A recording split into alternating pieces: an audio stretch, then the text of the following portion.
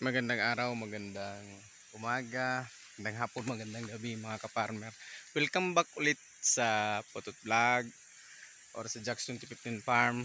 So, medyo matagal-tagal na hindi ako gumawa ng video kasi napabisi, tapos napilyor kasi ako sa atsal.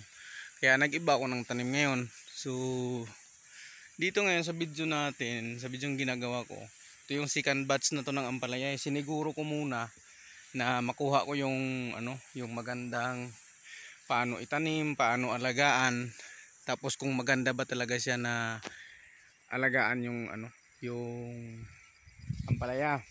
So sa vlog ngayon, second batch na to. So para sa akin mas maganda na ampalaya yung project ko kasi hindi siya gaanong matrabaho kasi yung isang lata niya is nasa 500 hills lang. Tapos sa financing masyado sang less. Tapos dun sa itong damo na isprehan na yan kahapon ng contact na herbicide.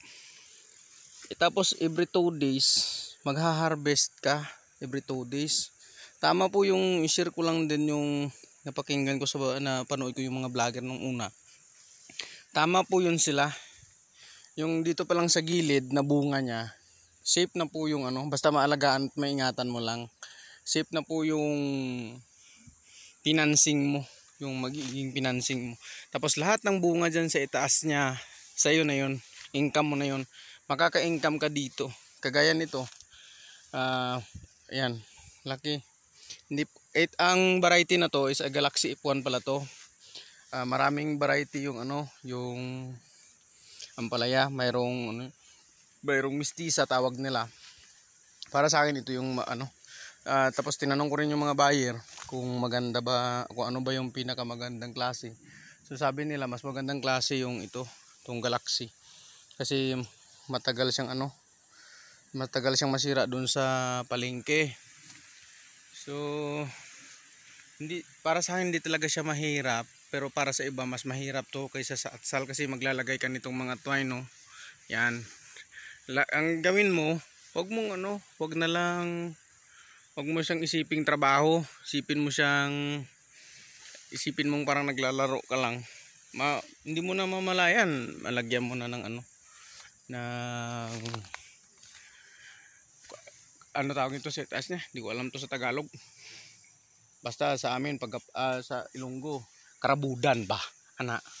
So yan, baka magtanong kayo bakit hindi nasimulan dun sa nursery. Yung nursery ganun pa rin yon, yung starting niya.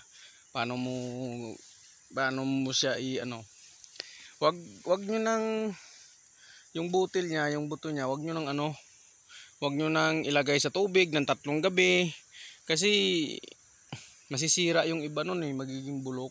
Ang gawin nyo, kumuha kayo ng ng lupa. Tapos sa lupa. Tapos lupa, risal, tsaka buhangin kung mayroong buhangin, yun. Pero yung sa akin, yung ginamit ko kasi wala akong buhangin dito malayo. Yung ginamit ko kasi mayroon kaming yung vermicast na siya, yun yung ginamit kong na compost. Tapos nilagyan lang ng risal at saka yung lupa, yun lang. Tapos inilagay sa seedling tray, nilagay na yung binhi.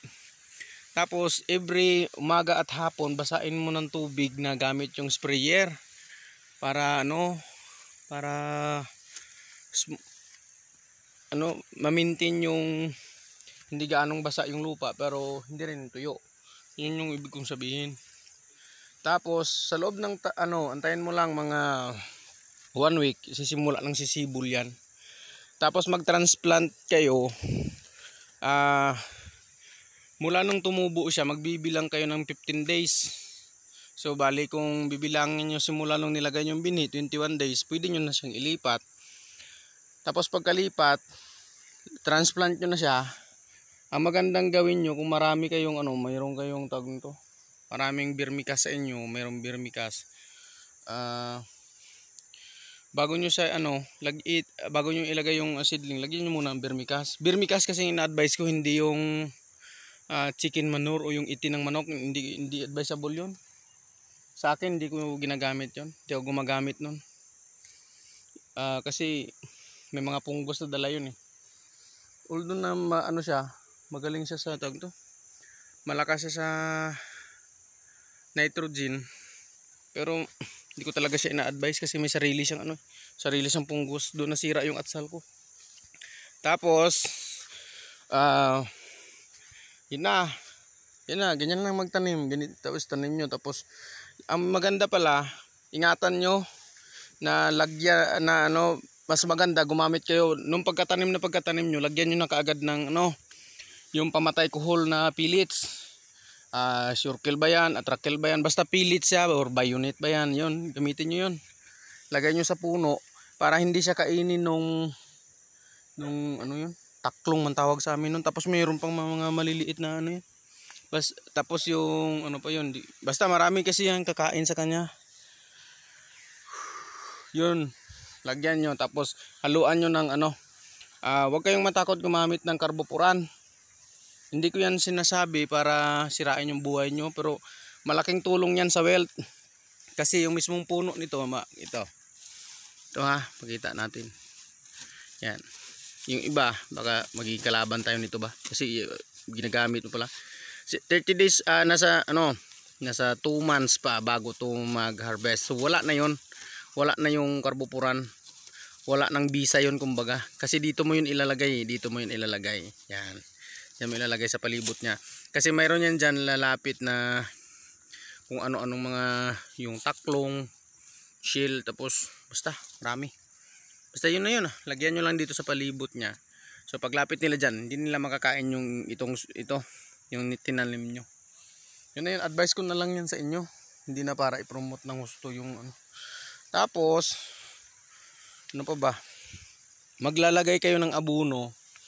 Huwag kayong mag-granules, kailangan tubig. Tapos ingatan nyo na huwag mabasa itong vine. Kasi pag nabasa ito niya ng abono na nilagay ninyo, masusunog to. Masusunog to gaya nito. Yan, kita ko ha. Yan. Dito kasi yan sa puno nilalagay yung niya. So sa maliit pa, pwede pa to lagyan sa puno kasi iksi pa yung mga ugat-ugat nun. Pero pag ganito na nagbubunga, dito ka na maglagay. Distansya muna ng mga ganito. Yan, dyan ka na butas kasi yung ugat dito na yan, yung ugat nito dito na. So safe na ito, yung vine. Ito mangyayari, masusunog to, tapos yan failure ka na kasi patay na yan. So ganun lang yung mag-alaga ng ng ampalaya.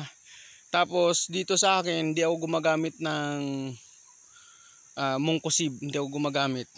Kasi ito mapapansin nyo yan pag bumili kayo sa palengke. Papasok kasi yan dyan, yung mga mungkusib, yung mga powder na ginagamit natin, papasok yan dyan. Pag pumasok yan dyan, mahirap yan kunin. So kailangan mo pang i-brush yan pag kinuha. So ito, ang ginagamit ko na fungicide dito, yung liquid. Yung liquid lang talaga. Marami naman yan sa AgriSupply.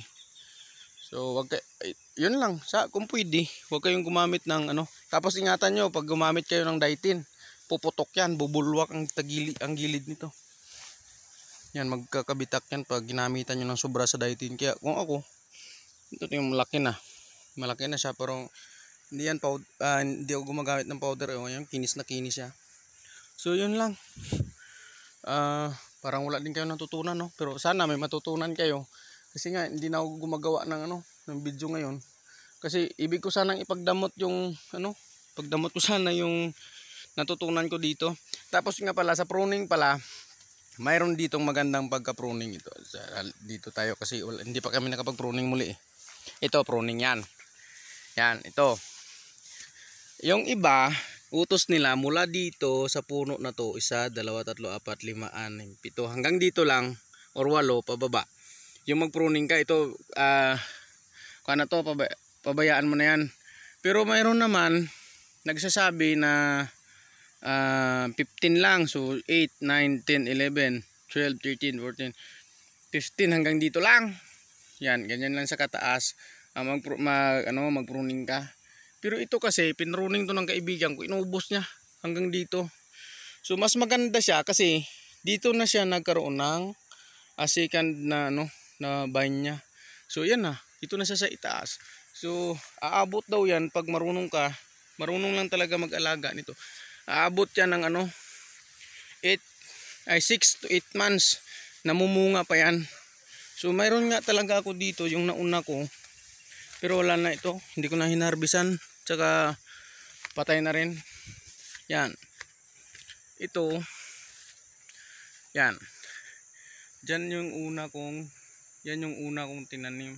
So kuan to, nasa 4 months na tuloy-tuloy na harvest.